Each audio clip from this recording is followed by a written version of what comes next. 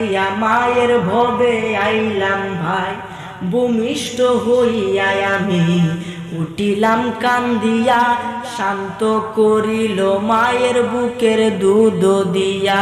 আরে মায়ের প্রসবের কালে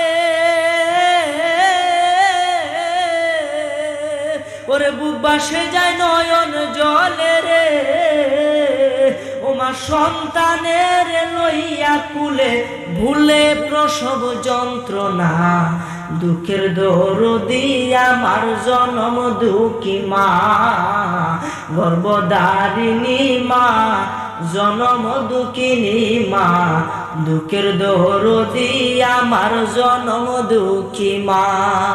ল্যাংড়ায় আতর খানা খুরা হইলে পরে ছেলে, ধুলা যায়রা তবু মায়ের টান দিয়া লই কুলে। কথা কোনটি কিনা?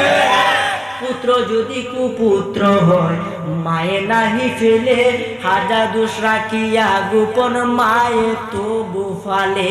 ওরে সাহায় আলম বেবে বলে, জান্নাত মায়ের চরণ তলে রে। ও তোরা দেখ বুখারী হাদিস খুলে করছে নবী ঘোষণা, দুঃখের দরদি আমার জনম দুঃখী মা, গর্ভধারিণী মা, জনম দুঃখিনী মা, দুঃখের দরদি আমার জনম দুঃখী মা। কথা কোনটি কিনা? যেই মা আপনারে আমারে 10 মাস 10 দিন নিজের গর্ভে ধারণ করছে, অনেক কষ্ট সহ্য করছে, এবং এই গর্ভের ভিতরে আপনারে পিতা মাতার মাংস খাওয়াইছে। মাংস শব্দের অর্থ মার অংশ। গরুর মাংস কয় না? এটা ঠিক না, এটা কি বলা ঠিক না। গরুর গোশত বলতে হবে, কিন্তু আমরা মায়ের পেটের মধ্যে যা খাইছি সেটাকে বলতে হবে মাংস। মাংস কি? মায়ের অংশ। মায়ের অংশকে মাংস বলা হয়। মায়ের অংশ কি? আপনার পেটের মধ্যে আপনার নাভির সাথে মায়ের সংযুক্ত আছেন না? আপনার নাভি দ্বারা রক্ত পান করা হয়েছে। এই রক্ত মুখ দেখা হয় নাই, কারণ রক্ত হয়েছে না পাক। আপনি মুখ দিয়ে আল্লাহ নাম উচ্চারণ করবেন দুনিয়ার মধ্যে। এই জন্য আমার আল্লাহ আপনার মাতৃগর্ভের মধ্যে আপনার মুখটা পবিত্র রাখছে। সুবহানাল্লাহ। ওই মা এত কষ্ট করে আপনার লালন পালন কইরা পৃথিবীর বুকের মধ্যে আপনার লালন পালন কইরা বড় করছে। এখন আপনার কাছে প্রশ্ন, ওই মা কি আপনার কবরে যাইব নি? যাইব? আল্লাহকে মায়ের খেদমত করতেন না? এই মায়ের খেদমত না করলে কবরে তো শান্তি পাইতেন না। মা না যা, কিন্তু আপনি যদি মায়ের খেদমত না করেন কবরে কি শান্তি পাই না? বাজান, একটা যুবকের কথা আমার মনে হয়ে গেল, বলবো নি? একটা যুবক বাজান, তার একটা মা আর একটা বাপ, কারণ একটা বাবা একটা মা তো তাই। কথা বলেন ঠিক কিনা? তার একটি মাত্র সন্তান, এক বাপ এক মা, দুইজনের সংসার করে একটি মাত্র সন্তান হয়েছে। এই সন্তানটাকে, এক ছেলে সন্তান হয়েছে, পিতা মাতার শখ হইল ওই সন্তানটাকে সুন্দর করে লালন পালন করে শয়তানি, লাস্টে শয়তানি বাজার, শয়তান কইল আগে কইতাছি। ওই সন্তানটাকে ওই পিতা মাতা অনেক কষ্ট করে লালন পালন করতেছে। পিতা মাতার মনের শখ তার এই ছেলেকে অনেক বড় শিক্ষিত করবে, ম্যাজিস্ট্রেট বানাইবে, মাস্টার বানাইবে, অফিসার বানাইবে, এরকম নিয়ত করে লালন পালন করতেছে, বড় করতেছে। বাজান, খুবই সংক্ষেপে বলতেছি, লালন পালন করতেছে, বড় করতেছে। বাজান, বহুত কষ্ট হইতেছে। ওই ছেলেকে কোনো কাজে নেয় না, কাজে দেয় না। কোন আমার ছেলে পড়াশোনা করবে, বড় হবে, এরকম আছে না নাই? বাজান, যুবক ভাই আসতেছো, আশা আশীর্বাদ নাই, বুঝলাম না, এরা শুরুতে আসতেছে, বুঝলাম না। যাই হোক বাজান, এই পিতা মাতা, এই বসেন, পিতা মাতা, আরে ভাই বসেন, পিতা মাতা আপনার জন্য কত কষ্ট করতেছে। বাজান, আপনারে কোনো কাজে দেয় না। বাজান, মনোযোগ দেন, কথা বলবেন না, মনোযোগ দেন। এই আপনার পিতা মাতা আপনারে কত কষ্ট করে লালন পালন করতেছে, আপনারা কোনো কাজে দেয় না যে আমার ছেলে পড়াশোনা করবে, বড় হবে, আমি কাজ করতে পারি, আমি চুরি করতে পারি, ডাকাতি করতে পারি, কিন্তু আমার ছেলে যাতে এরকম না হয়, আমার ছেলে যাতে ভালো হয়। প্রত্যেক পিতা মাতার চিন্তা হলো তার সন্তানকে ভালো মানুষ করা। যুবক ভাই, তোমার মাতা পিতা তোমার জন্য যে কষ্ট করে, এই কষ্টটা তুমি বুঝবা তার মৃত্যুর পরে। কথা কোন ঠিক কি? এক হিন্দু বাড়া লেখকে গেছে, কইতাম নিবাজান, হিন্দু লোক লেখকে গেছে, কইতাম আমার ভাইরা বাবারা বন্ধুরা, ওই হিন্দু লোক মায়ের সম্পর্কে আগে কই রয়েছে যে মায়ের সম্পর্কে অনেক গজল, কিন্তু বাবা সম্পর্কে কেউ গজল কয় না।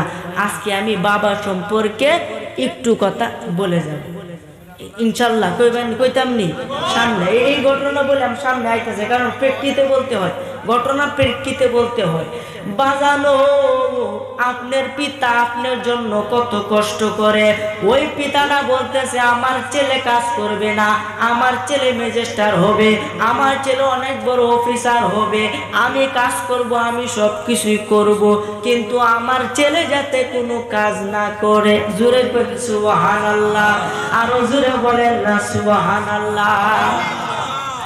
বাজানো, তখন ওই ছেলেকে বড় করতেছে, ছেলেও সুন্দর করে লেখাপড়া করতেছে, অনেক সুন্দর করে লেখাপড়ার পরে দিয়া সে চাকরির পরীক্ষা দিবে এরকম যোগ্যতা অর্জন করছে, চাকরির পরীক্ষা দিছে, চাকরি হয়ে গেছে। সে শহরে থাকে, পিতা মাতার সাথে যোগাযোগ করে, ফোনে যোগাযোগ করে, সে চাকরি করতেছে, শহরে থাকতেছে, পিতা মাতার সাথে ফোনে যোগাযোগ করতেছে। বাস্তব ঘটনা আমার ভাইরা বাবারা বন্ধুরা, এরকম দেখবেন আরো অনেকগুলা হয়েছে, শুনলে বুঝবেন। তখন ও শহরে থাকতে থাকতে ওই ছেলেটা শহরে মানুষের সাথে অনেক অনেক পরিচিত হয়েছে।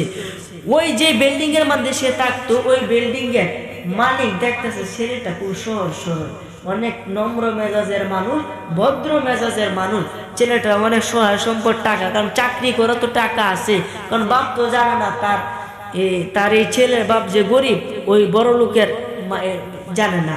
তিনি কোথায় ছেলেটা যখন ভালো একটা কাজ করা যাক, ওই বাড়িওয়ালা ছিল একটা মেয়ে, কি ছিল? মেয়ে ছিল। মনে মনে নিয়ত করলো ওই ছেলের সাথে যদি আমার মেয়েটারে দিয়া দেয় তাহলে মনে আর কোনো ঝামেলা হবে না।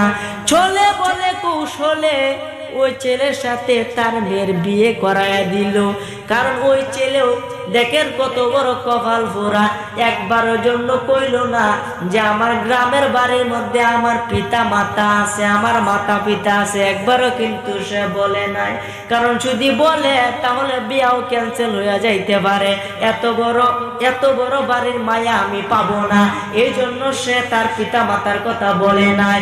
আমার ভাইরা বাবারা বন্ধুরা, তখন কি করছে, অনেক দিন দীর্ঘদিন সংসার করার পরে দিয়া ওই ছেলেটা বলতেছে, বিবি গো, ও বিবি, আমি যে গ্রামের মধ্যে থাকি পিতা মাতা ছাড়া তো কেউ জন্ম নিতে পারে না, আমার তো পিতা মাতা আছে, আমাকে অনেক কষ্ট করে বড় করছে, আমি যদি পিতা মাতা যদি না থাকতো আজকে তোমার স্বামী আমি হতে পারতাম না।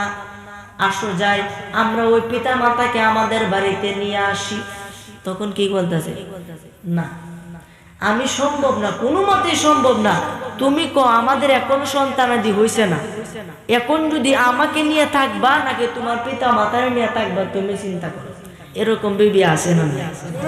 90% মহিলা এরকম, 99টা এরকম। কথা কোন ঠিক কিনা?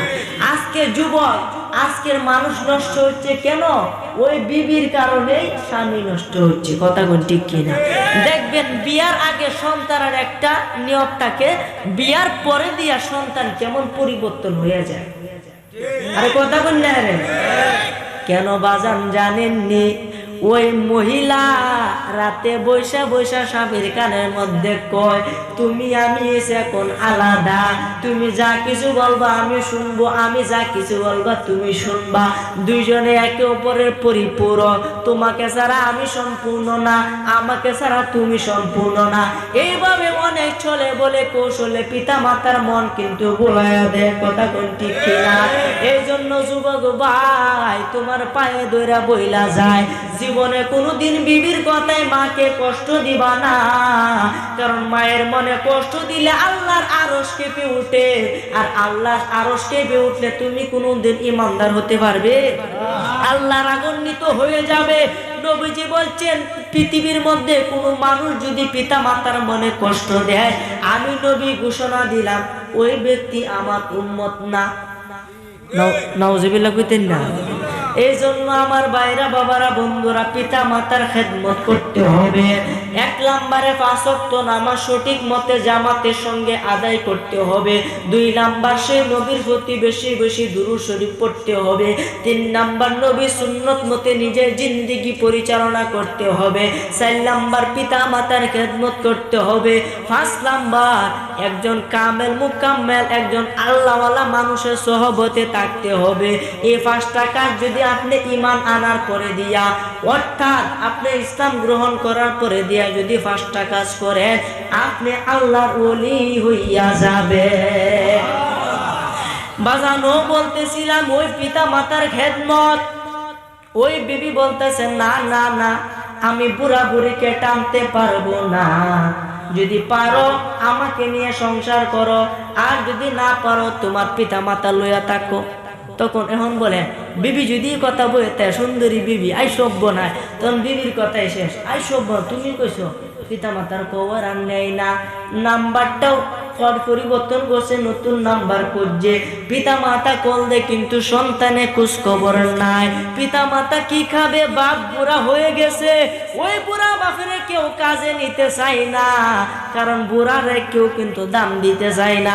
আজকের মুরব্বীরা, যুবক ভাইরা দাম দেয় না, এটাও কিন্তু একটা কিয়ামতের আলামত। আমার ভাইরা, আমি ওয়াজ করি অনেকে কিয়ামতের আলামত, কথা বল ঠিক কিনা? অযোগ্য ব্যক্তি যোগ্য স্থানে বসবে, এটাও কিন্তু কিয়ামতের আলামত। এই যে আমি ওয়াজ করতেছি, বাজান আপনাদের খারাপ লাগতেছে? আমি যদি কিয়ামতের আলামত হই, বাজান সাপোজ মনে করেন আমি মানলাম আমি কিয়ামতের আলামত, নবীজি কয়ে গেছে ঘন ঘন মসজিদ দিব, হেডি ফিরাই, কথা কই ঠিক কিনা? আফত ফত হইব, হেডি ফিরাই, কথা কোন? মহিলাদের সংখ্যা বেড়ে যাবে, পুরুষের সংখ্যা কমে যাবে, হেডি ফিরাই, কথা কই না রে?